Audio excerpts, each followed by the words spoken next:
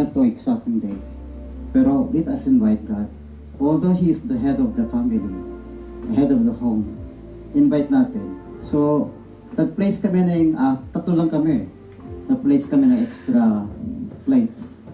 Tapos, doon sa inuupuan ko, dyan siya muna.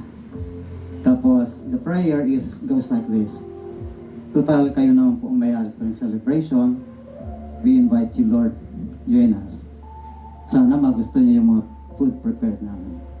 So, taking it literally, alam naman natin na pag Panginoon talagang gusto nating bigyan ng kagalakan, papurihan, siya mismo ang ating unang tutukuhin. The second one, naging Christian na rin po yung sister ko na matigas ang ulo. Ayan, na-convert siya. Yung second to the eldest na pangalan niya Nida or Sinaida. The third one, bago namatay yung kapitbahay namin, si Aling Lita, na naging paborito pala ako dahil na-expose nung dumalaw ko. Kilala ko siya, hindi niya ako nalimutan. She passed away sometime, mga 80 plus na po siya. So naipag-pray po namin siya. Nag-shed siya ng tears. And then the last, siguro marami, pero i-highlight ko lang yung sa Dunkin Donut, yung LG namin na buo. Kasi doon namin nakita si Ate Tina Medina. Siya po yung nag-encourage sa amin sa isang LG.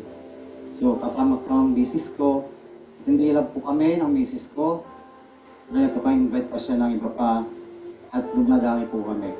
Isa pong masayang bagay na sa LG na yon, nakakapag-share po kami, galing po sila sa bahay kagabi. Hindi po sila karating okay.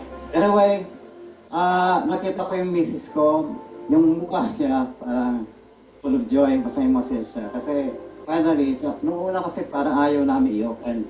Kasi maingay yung aso namin, talagang kahit sino kakawalan. Surprisingly, nanahimik po siya. So, maraming salamat sa Panginoon.